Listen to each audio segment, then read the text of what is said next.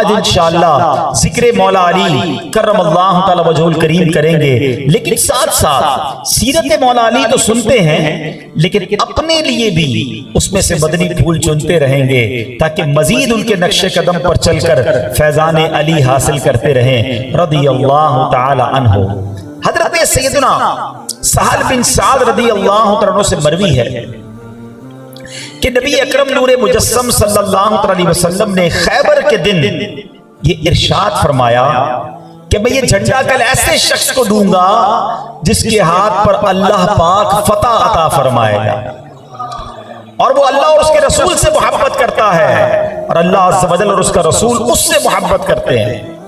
راوی کہتے ہیں صحابہ کرام نے وہ رات بڑی بے چینی میں گزاری کہ صبح جھنڈا کس کو ملنا ہے، وہ کیسا خوش نصیب ہوگا جس سے اللہ محبت کرے، اللہ کا رسول محبت کرے، سبحان اللہ، اور وہ اللہ اور اس کے رسول سے محبت فرمائیں۔ نبی پاک جب صبح ہوتی ہے تو ارشاد فرماتے ہیں علی ابن ابی طالب کہاں ہیں کرم اللہ تعالی وجہ الکریم۔ صحابہ نے عرض کی حضور ان کی آنکھوں میں تکلیف ہو گئی ہے، آشوب چشم ہو گیا تھا، فرمایا انہیں میرے پاس لاؤ۔ حضرت علی نبی پاک علیہ السلام کی بارگاہ میں حاضر ہوئے تو پیارے آقا نے ان کی آنکھوں پر کوئی کریم کوئی ڈراپس نہیں ڈالے بلکہ نبی پاک نے اپنا لعاب دہن مولا علی کی آنکھوں میں لگا دیا۔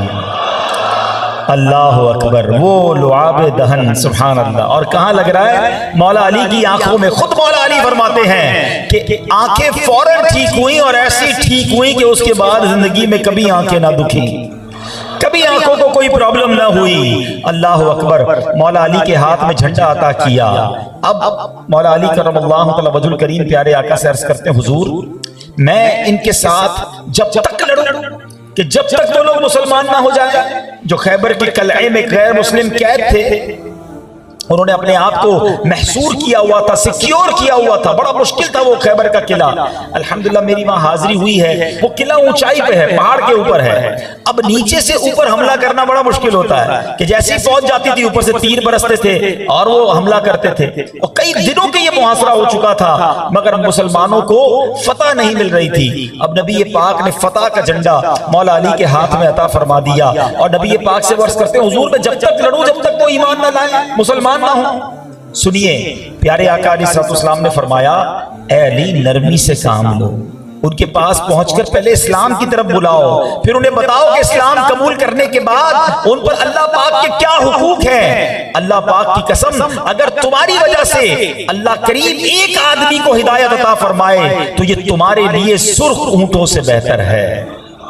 اب اس فرمان سے کیا سیکھنے کو ملتا ہے کہ وہ لوگ جو اس کانسپریسی کو پھیلاتے ہیں، اسلام کے بارے میں یہ باتیں کرتے ہیں کہ جناب اسلام تلوار کے زور سے پھیلا ہے، اسلام جبر سے پھیلا ہے، سبحان اللہ، نبی پاک فتح کا جھنڈا بھی دیتے ہیں اور فرماتے نرمی سے کام لینا، پہلے اسلام کی دعوت دینا، پہلے اللہ اور اس کے رسول کی طرف بلانا، نہ مانے تو پھر جنگ کرنی ہے۔ تو اسلام میں بہت زیادہ فلیکسیبلٹی اور نرمی ہے، اور اللہ کی رحمت سے اللہ کے حبیب علیہ السلام کی تعلیمات کو پڑھیں، اسلام کے جنگی اصولوں کو بھی اگر پڑھیں تو عورتوں کا خیال رکھا جائے گا، بزرگوں اور بچوں کا خیال رکھا جائے گا۔ مگر آج میرے میٹھے اسلامی بھائیوں، یہ غلط فہمیاں جو اسلام کے بارے میں پھیلائی جاتی ہیں اس پر بھی ظاہر ہے مسلمانوں کو ہی کام کرنا ہے، اور اس کی وجہ بھی ہے کہ مسلمان آپس میں لڑنے کے لیے تیار رہتے ہیں، بات بات پر جس کو دیکھو جھگڑتے رہتے ہیں، قوم کے نام پر، زبان کے نام پر، علاقے کے نام پر، تھوڑی تھوڑی باتوں پر مسلمان قتل و غارت میں مبتلا ہو جاتے ہیں۔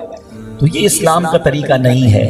اسلام محبت، امن اور پیار کا درس دیتا ہے۔ یقیناً جہاد کی کچھ شرائط ہیں، اور جب وہ شرائط پوری ہو جائیں پھر تو یقیناً جب وہ فرض ہو جائے تو سب کو نکلنا ہوتا ہے۔ تو مولا علی شیر خدا کرم اللہ تعالی وجہ الکریم اب فاتح خیبر ٹھہرے۔ اب ہوا کیا میرے میٹھے اسلامی بھائیوں، جب یہ جنگ شروع ہوتی ہے نا تو اب خیبر کا جب وہ آپ دیکھیں قلعہ تو اس کے بڑے بڑے دروازے ہیں، تو مولا علی کے ہاتھ میں تلوار ہے، اور اب آپ دوسرے دشمن کو وار بچانے کے لیے ڈھال ہوتی تھی، آپ سمجھتے ہیں، آپ نے دیکھا ہوگا کہ جس سے دشمن کا وار روکا جائے، ایک ہاتھ میں ذوالفقار تلوار ہے۔ اللہ اکبر، مولا علی نے خیبر کے دروازے کا جو پٹ کس کو کہہ لیں، کواڑ کہہ لیں، بڑا سا دروازہ کہہ لیں، مولا علی نے ایک ہاتھ سے اس دروازے کو اکھاڑا اور اسی کواڑ کو سامنے، اسی دروازے کو سامنے رکھا اور دشمنوں سے لڑتے رہے۔ جب جنگ کا خاتمہ ہوا تو لوگوں نے اس دروازے کو اٹھانے کی کوشش کی تو 40 افراد مل کر بھی اس دروازے کو نہ اٹھا سکے۔ یہ طاقت ہے، یہ جواں مردی ہے، یہ شجاعت ہے مولا علی شیر خدا کرم اللہ تعالی وجہ الکریم کی۔ اللہ اکبر۔ اللہ پاک نے کیسے کیسے کمالات سے نوازا۔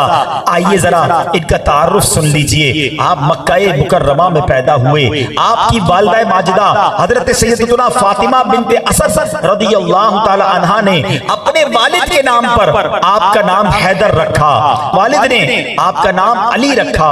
حضور علیہ الصلوۃ والسلام نے آپ کو اسد اللہ کے شیر کے لقب سے نوازا۔ اس کے علاوہ مرتضی یعنی چنا ہوا، کرار یعنی پلٹ کر حملہ کرنے والا، شیر خدا اور مشکل کشا، یہ آپ کے مشہور القابات ہیں۔ آپ کرم اللہ تعالی وجہ الکریم مکی مدنی آقا پیارے پیارے مصطفیٰ صلی اللہ تعالی علیہ وسلم کے چچا زاد بھائی ہیں، خلیفہ چہارم جانشین رسول زوج بطول حضرت علی بن ابی طالب کرم اللہ تعالی وجہ الکریم کی کنیت ابو الحسن اور ابو تراب ہے۔ آپ شہنشاہ ابرار مکے مدینے کے تاجدار صلی اللہ علیہ وسلم کے چچا ابو طالب کے فرزند ارجمند ہیں۔ عام الفیل جو ہاتھیوں والا واقعہ ہوا تھا، اس کے 30 سال بعد جب نبی پاک کی عمر مبارک 30 برس تھی، 13 رجب المرجب جمعہ کے دن پیدا ہوئے۔ مولا علی مشکل کشا حضرت سیدنا علی المرتضی کرم اللہ تعالی وجہ الکریم کی والدہ کا نام حضرت سیدتنا فاطمہ بنت اسد رضی اللہ تعالی عنہا ہے۔ آپ 10 سال کی عمر میں ہی دائرہ اسلام میں داخل ہو گئے، نبی پاک کی زیر تربیت رہے، تادم حیات اسلام کی امداد و نصرت اور حمایت میں مصروف رہے۔ آپ مہاجرین اولین اور عشرہ مبشرہ میں شامل ہونے کے ساتھ ساتھ خصوصی درجات سے مشرف ہونے کی بنا پر بڑی ممتاز حیثیت رکھتے ہیں۔ غزوہ بدر، غزوہ احد، غزوہ خندق، تمام اسلامی جنگوں میں بے پناہ شجاعت کے ساتھ آپ شرکت فرماتے رہے اور غیر مسلموں کے بڑے بڑے نامور بہادر آپ کرم اللہ تعالی وجہ الکریم کے قاہرانہ وار سے واصل نار ہوئے۔ سبحان اللہ۔ میرے میٹھے اور پیارے اسلامی بھائیوں، امیر المومنین سیدنا عثمان غنی رضی اللہ تعالیٰ عنہ کی شہادت کے بعد انصار و مہاجرین صحابہ نے آپ کے دستے بابرکت بیعت کر کے آپ کو امیر المومنین منتخب کیا۔ 4 برس 8 ماہ اور 9 دن تک آپ مسند خلافت پر جلوہ افروز رہے۔ یہ آپ کا دورانیہ تھا، اور 17 یا 19 رمضان مبارک کو ایک بدبخت کے قاتلانہ حملے میں آپ زخمی ہوئے، اور 21 رمضان یکشنبہ یعنی اتوار کے رات آپ نے جامع شہادت نوش فرمایا۔ اللہ اکبر۔ کیا عظیم ہستی ہیں۔ آپ کا حلیہ مبارک کیسا تھا؟ مولا علی دکھنے میں کیسے تھے؟ آپ کا قد مبارک نہ زیادہ لمبا نہ زیادہ چھوٹا، بلکہ آپ میانہ قامت تھے۔ آپ کی آنکھیں بڑی بڑی، چہرہ مبارک انتہائی خوبصورت تھا جیسے 14ویں کا چاند۔ حضرت علی کرم اللہ تعالی وجہ الکریم کے دونوں کندھوں کے درمیان فاصلہ تھا۔ آپ کی ہتھیلیاں اور کندھوں کی ہڈیاں بھاری تھیں۔ آپ کی گردن مبارک چاندی کی سراہی جیسی تھی۔ آپ کے سر مبارک پر بال پیشانی پر نہیں بلکہ پیچھے کی طرف تھے۔ آپ کی داڑھی مبارک گھنی تھی جس کا ہر بال بغیر خضاب کے سیاہ تھا۔ آپ کے بازو طاقتور تھے۔ سبحان اللہ۔ مرتضی شیر خدا، مرتضی شیر خدا، مرحب کشا خیبر کشا، سربراہ لشکر کشا، مشکل کشا امداد کن۔ اللہ اکبر۔ اب سنو، اور لوگوں کا بچپن جو ہے وہ کھیل کود میں گزرتا ہے۔ کئی لوگ بچپن میں جوانی میں بڑے غلط کام کر کے بھی نیکی کی راہ پر آئے، مگر مولا علی شیر خدا کی شان دیکھو۔ آپ کا بچپن بھی بے نظیر و بے مثال تھا۔ آپ بچپن سے ہی نبی پاک کی صحبت میں رہ کر تربیت حاصل فرماتے رہے۔ رحمت دو عالم صلی اللہ تعالی علیہ وسلم نے آپ کی کفالت فرمائی۔ آپ بچپن ہی میں اسلام لے آئے اور چھوٹی سی عمر میں ہی نیکی کی دعوت میں بڑھ چڑھ کر حصہ لیا۔ ذرا مبارک بچپن کا ایک گوشہ ملاحظہ ہو۔ ہمارے یہاں بچہ پیدا ہوتا ہے تو اس کو گٹی دی جاتی ہے، اور یہ اچھا طریقہ ہے، اس کو عربی میں تحنیک کہتے ہیں۔ اس کا طریقہ کیا ہے کہ کسی بزرگ سے، کسی نیک شخصیت سے کھجور چبا کر بچے کو چٹا دی جائے یا شہد چٹا دیا جائے، اور لوگ اس کا اہتمام کرتے ہیں۔ مگر مولا علی شیر خدا جب پیدا ہوئے تو سنو کیا ہوا۔ جب آپ پیدا ہوئے تو پیارے آقا علیہ الصلوۃ والسلام نے آپ کا نام علی رکھا، اور پہلی غذا کے طور پر اپنا لعاب مولا علی کے منہ میں ڈالا۔ और फिर अपनी जबान मुबारक उन्हें चूसने के लिए दी तो मौला अली उस जबान को चूसते रहे। अभी पैदा हुए हैं और नींद की आगोश में चले गए। दूसरा दिन आया, अब दाई को बुलाया गया कि आपको दूध पिलाया जाए। आपने दाई का दूध न पिया और रोते रहे। अब ये खबर नबी पाक की बारगाह में पहुंची। प्यारे आका तशरीफ लाए, अपनी जुबान फिर मौला अली के मुंह में दे दी। आपने फिर चूसना शुरू की और नींद की आगोश में चले गए। जब तक अल्लाह ने चाहा ये सिलसिला होता रहा। अल्लाह अकबर। मौला अली की पहली ग़िज़ाई लुआब दहन नबी पाक का लुआब है, तो ये परवरिश का आलम क्या होगा, इस खून का आलम क्या होगा, इस जिस्म का आलम क्या होगा। सुभान अल्लाह। ऐ मेरे बीच इस्लामी भाइयों, प्यारे आका अलैहिस्सलाम ने कैसी कैसी बशारतों से इन्हें नवाजा। हजरत सैयदना हसन बिन अली अल मुर्तजा कर्रमल्लाहु तआला वजहुल करीम से मरवी है कि एक बार नूर के पैकर तमाम नबियों के सरवर सल्लल्लाहु अलैहि वसल्लम ने इरशाद फरमाया, मेरे पास अरब के सरदार यानी हैदर करार को बुला कर लाओ। बीबी आयशा ने अर्ज की कि हुजूर आप अरब के सरदार नहीं है, आप तो मौला अली को अरब का सरदार कह रहे हैं। सुभान अल्लाह। नबी पाक फरमाते हैं मैं तो औलादे आदम यानी तमाम इंसानों का सरदार हूं और अली अरब के सरदार हैं। जब बुलाया गया, प्यारे आका की बारगाह में हाजिर हुए तो मेरे आका ने फरमाया सहाबा किराम के सामने, ए अंसार के गिरोह, क्या मैं तुम्हें वो बात ना बताऊं, अगर तुम उस पर अमल करोगे तो कभी भी राह रास्त से ना भटकोगे।